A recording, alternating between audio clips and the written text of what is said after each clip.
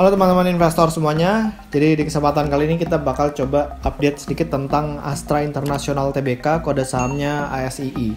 Seperti apa perusahaannya akan coba kita bahas setelah yang satu ini.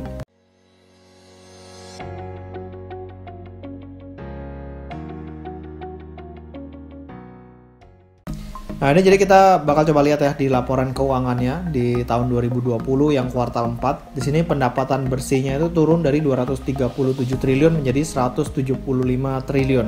Nah dari sini kita bisa lihat beban pokok penjualannya atau COGS-nya juga cukup stabil ya. Lalu kalau misalnya kita lihat dari gross profit-nya dia turun 50 menjadi 38 triliun. Nah yang cukup menarik adalah laba sebelum pajak penghasilannya. Laba sebelum pajak penghasilannya di sini kita bisa lihat dari 34 triliun turun menjadi 21 triliun. Nah, penurunannya nggak terlalu signifikan ya kalau misalnya kita perhatikan. Nah, ini karena memang mereka ada keuntungan penjualan investasi pada PT Bank Permata Tbk. Nah, ini nilainya cukup lumayan 5,88 triliun. Jadi kalau misalnya kita lihat dari sini kalau misalnya dikurangi gitu ya laba tahun berjalannya itu cuma sekitar 12 triliun untuk labanya si Astra.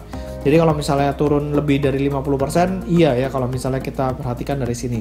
Nah jadi yang tadinya 26 triliun turun menjadi 12 triliun ya otomatis lebih dari 50%. Nah lalu kalau misalnya kita mau perhatikan lagi dari sisi arus kasnya, di sini kita bisa lihat arus kasnya justru lebih baik ya.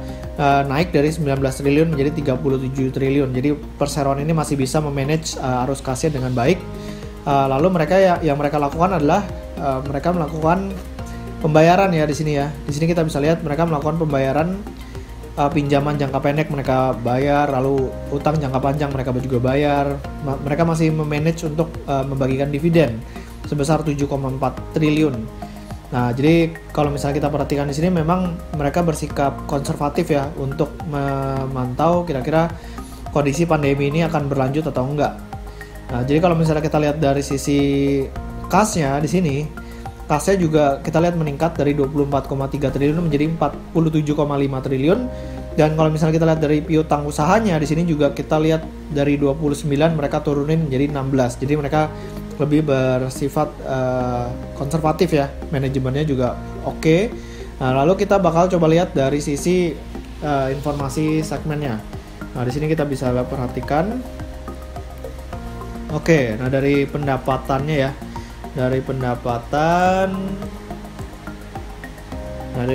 bersih kita bisa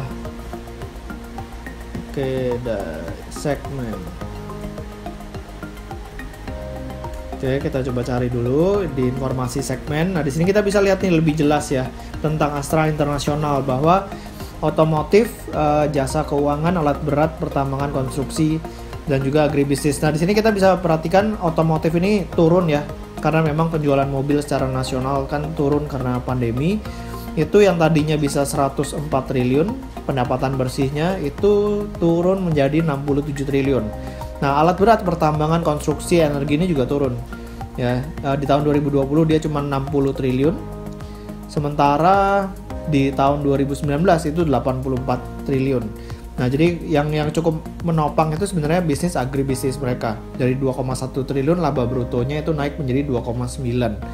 Nah, jadi kalau misalnya kita ngomongin dari sisi otomotif, hopefully di tahun 2021 udah mulai pulih lagi dibandingkan dengan tahun 2020. Lalu kalau misalnya kita lihat dari key stats-nya di harga 5.400, itu sebenarnya dari sisi price to earning ya dengan menggunakan laba 16 triliun itu udah cukup murah di 13,52 kali. Ya, kalau misalnya Astra seharusnya sih di atas 15 kali lah, apalagi memang mereka track recordnya cukup bagus ya. Nah, kalau dari sisi PBV juga 1,4 kali cukup fair lah. Tapi seharusnya untuk sekelas Astra mungkin di 2 kali ini baru cukup oke ya. Nah, cuman balik lagi kan investor saham kan pengen ngelihat kinerja perusahaan itu seperti apa. Kalau kinerjanya memang jelek ya otomatis harganya akan didiskon, price to book value ratio juga akan didiskon. Nah, jadi kalau misalnya kita hapus yang tadi keuntungan dari BNLI, nah itu sebenarnya price to earning ratio-nya jauh lebih tinggi dibandingkan 13,52 ini ya. Jadi kalau misalnya sekarang market cap-nya 218 triliun, kita kita bagi dengan 12 ya, coba kita coba hitung 218 dibagi dengan 12, itu price to earning rasionya di 18,1 kali. Jadi harga 5.400 ini kalau misalnya kita pakai laba yang tahun 2020 itu sebenarnya udah fair ya, udah fair. Nah cuman balik lagi sekarang udah di tahun 2021, kita bakal coba lihat kira-kira sektor otomotif kedepannya seperti apa, apalagi memang harga komoditas lagi bagus kan, seharusnya sektor agribisnis pertambangan itu akan menopang kinerjanya si Astra sehingga labanya meningkat. Kalau misalnya otomotif diiringi dengan bagusnya sektor pertambangan di Indonesia, nah itu seharusnya memang kinerja otomotif juga akan bagus di tahun 2021.